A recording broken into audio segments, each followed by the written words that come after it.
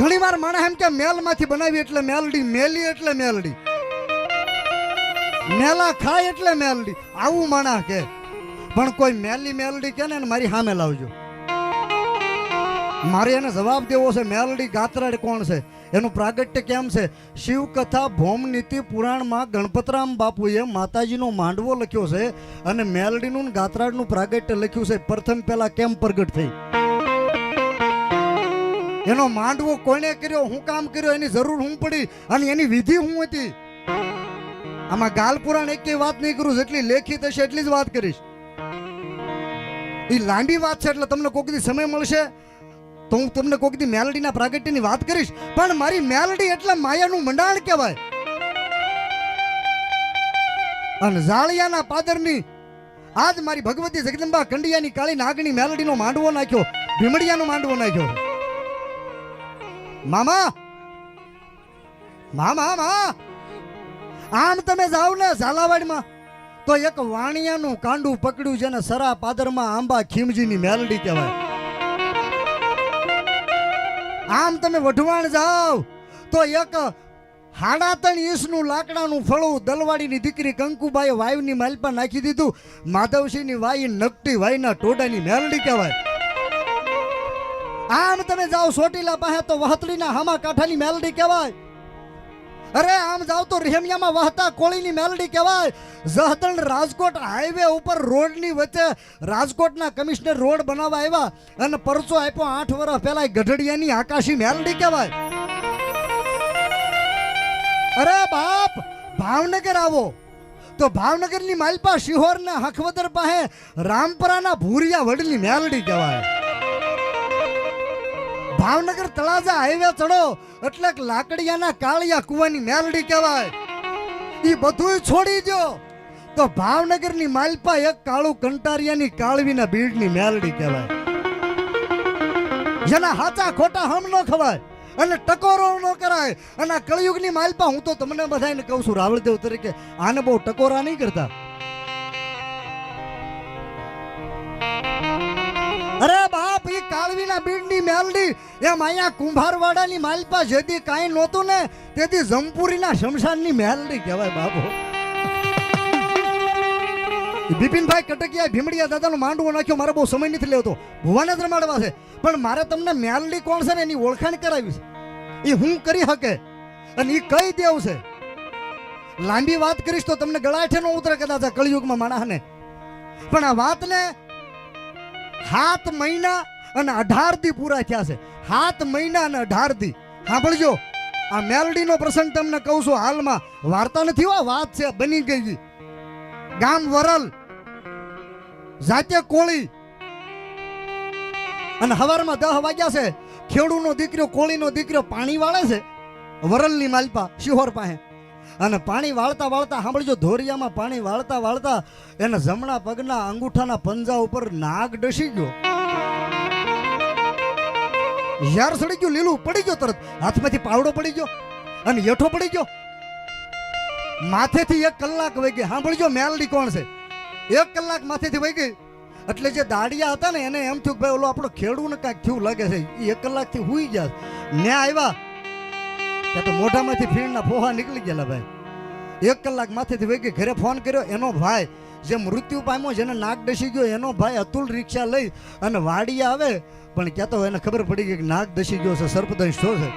અને રિક્ષાની માલપા નાખે અને મારતી રિક્ષા. સાંભળજો, 7 મહિના 18 દી પૂરા થયા વાતને.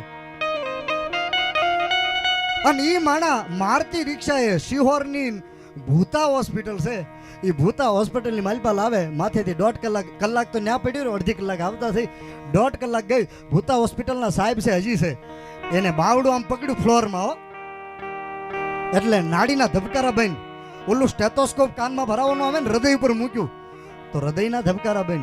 એટલે એના ભાઈ જે લઈને આવ્યા હતા ને એને કીધું કે ભાઈ હું હગા થાય કે મારો ભાઈ છે સાહેબ. હું હગા થાય કે મારો ભાઈ છે સાહેબ. ભાઈ આ કેસ 27 મિનિટ પહેલા ખલાસ થઈ ગયો છે. આ કેસ 27 મિનિટ પહેલા એના હૃદયના ધબકારા ખલાસ થઈ ગયો છે. આને તમે ઘરે લઈ જાઓ. હવે એનો ભાઈ હારે આવ્યો તો એ રોવા મળ્યો. સાહેબ તમે શું વાત કરો છો? અહીંયા ટોપ 3 વાળા મામા ભુવા ચિરાગભાઈ પધારે છે, તાળીથી વધાવો. પધારો ચિરાગભાઈ. હા, જય માતા, પધારો. બેસો બેસો બેહો બેહો. હા. અને એના ભાઈએ એમ કીધું કે સાહેબ તમે હું વાત કરો, મારો ભાઈ ખલાસ થઈ ગયો એમ કહો છો તમે?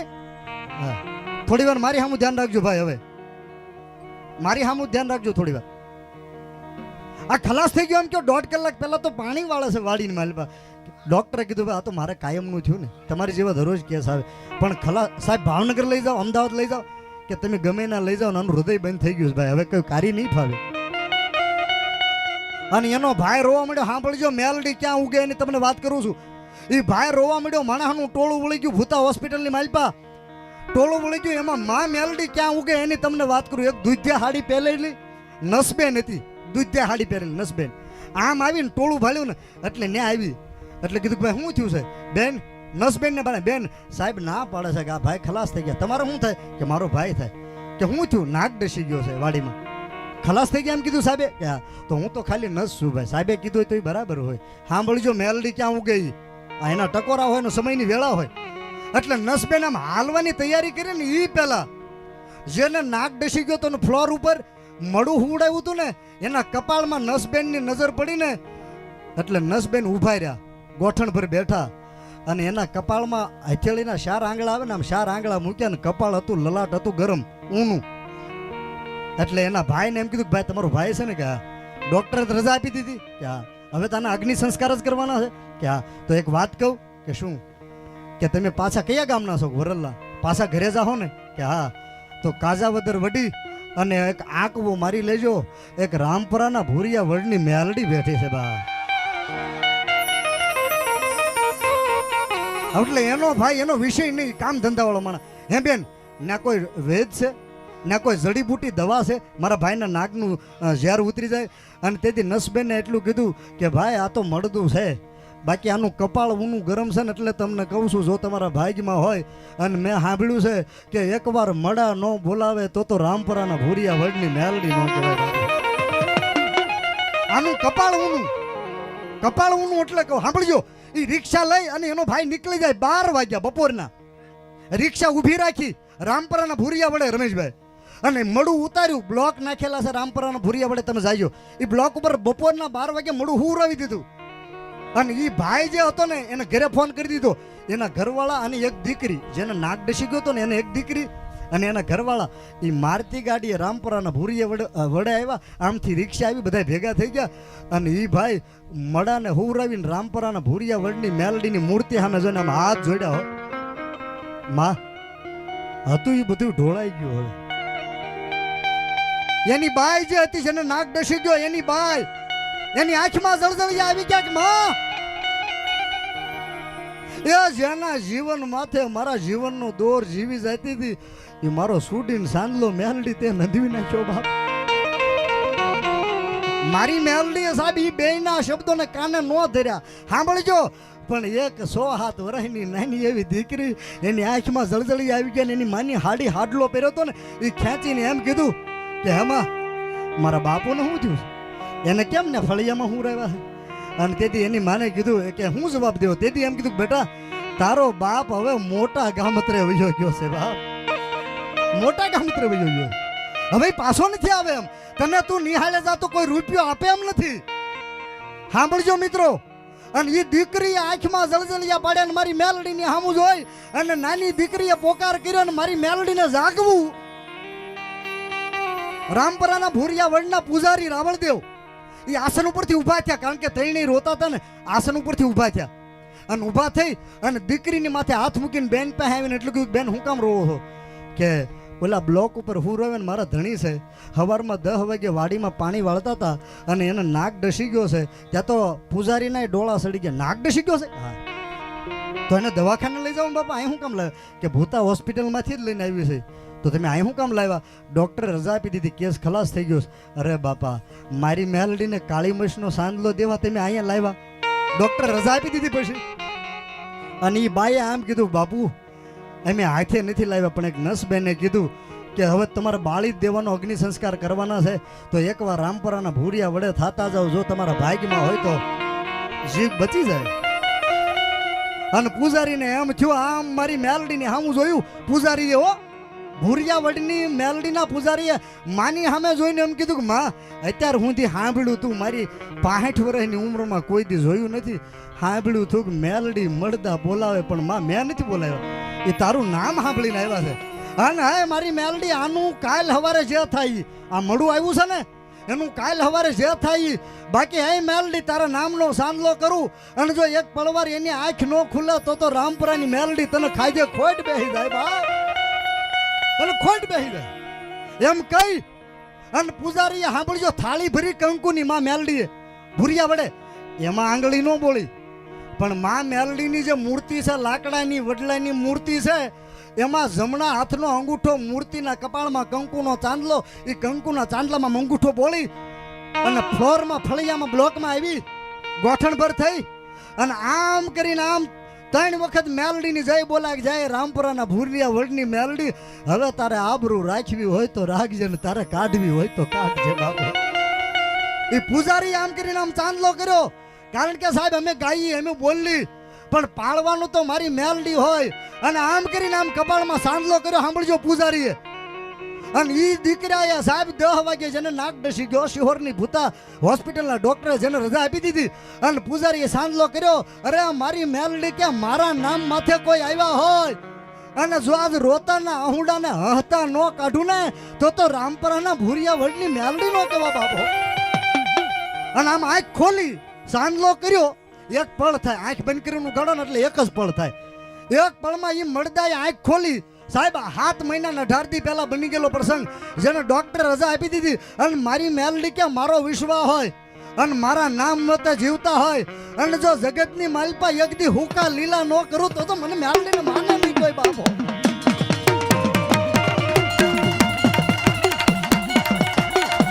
આવી આવી બાપ જો એની મેળાઈ આવી અમે અને આજ બિપિનભાઈ કટકિયા એ ઝાળિયાના પાદરની મેલડીના વીર દાદા ભીમડિયાનો માંડવો નાખ્યો હોય અને 7 મહિના પહેલા રામપરાના ભૂરિયા વડે મળું બેઠું કરે વાતમાં ઉટાણું આવે અને ઝાળિયાની મેલડીના ભૂવા રમતા હોય અને એટલા બધા માણસમાં કોઈ મારી મેલડીનો ભૂવો સેવક કે વિશ્વાસુ બેઠો હોય અને જો એક હુબકો ન આવે તો એના કુળની માલપા મારી મેલડી નો હોય બાપો.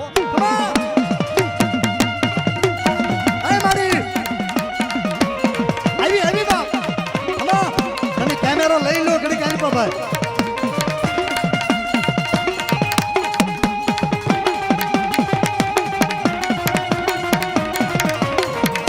તને ટકોરો મારી મેલડી કોઈ થી કરાય નહીં એ વારા ફરતી તો ધૂણાવીશ હો ભુવાને વારા ફરતી તો ધૂણાવીશ પણ જો તમારા વડવાએ ક્યાંય 2.5 ઇંચનું મંડાણ કર્યું હોય ક્યાંક સિંદોર વાળો પાણો બેહાર્યો હોય અને ભલે ભૂવો ન હોય પણ મેલડીને જોગીનો દીકરા તરીકે હાલ કહું અને જ્યાં બેઠા ને ખુરશે બેઠા ઉભા હેઠે બેઠા હોય જ્યાં બેઠા ને અરે કદાચ ઘરની માલપા ખાટલો ઢાળીને હોતા હોય અને જો ખાટલા હોતો ન આવે તો મારી મેલડી નો કહેવાય બાપો.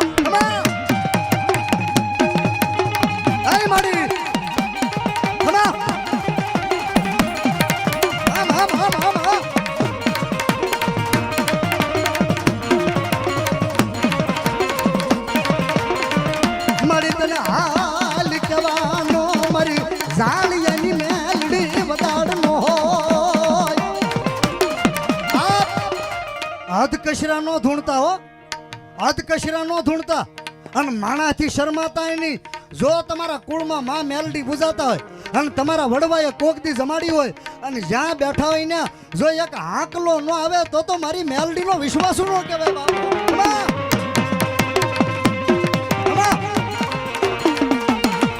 ધંધુક્યાની મેલડી હે નારીગરાની ઝાળિયા વાળી મેલડી હે મેઘલા સાણખાની મેલડી હે રૂડિયા ડાઢાળની મેલડી હમા બાપ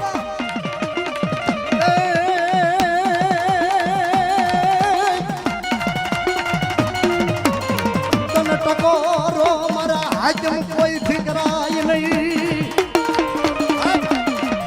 બધાય ભુવાને વારા ફરતી અને એક વિનંતી ભાઈ કોઈ પણ ઓતાર આવે ને નથી રાકેશભાઈ જગ્યા થાય એવું બાપા થોડાક પાછા ઉભા રહ્યો તો સારું એમ એવું કહે છે પાછળથી પણ હવે નથી ભાઈ વરસાદ છે ને એટલે કોઈને કહેવાય એવું નથી બાપ. બધા ભુવાને વારા ફરતી તો ધૂણાવીશો ભાઈ અને કોઈ મહેરબાની કરીને દાંત કાઢીને હાસ્ય નહીં કરતા કોઈ પણ વતાર આવે તો, નકર માયકમાં જાહેરમાં કહું છું, નકર તમારે ભોગવવું જોઈએ.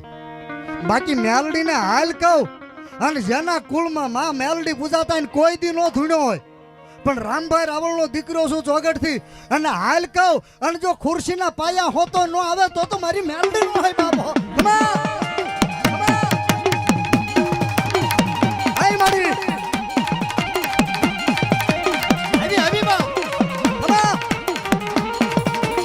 મારી નારીના નાવડિયાની મેલડી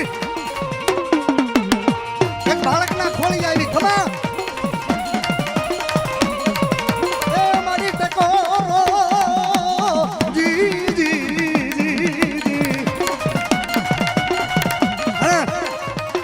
મારી મેલડીના ભીમડિયા દાદાના વાક્ય કોઈ ભૂવા આવ્યા વારા ફરતી તો ધૂણાવીશો, પણ કોઈ ચામુંડાના ખોડિયારના મોમાઈના ભૂવા બેઠા હોય વારા ફરતી તો ધૂણાવી શકતે, પણ ભીમડિયા દાદાના વાક્ય આવ્યા હોય અને એની કુળદેવીનું કાકણ બાંધેલું હોય, અને જો આજ એક એક હાકલો ન આવે તો આજ માંડવાની માલપા ભૂવો ન કહેવાય મારી ભગવતીનો બાપ. ખમા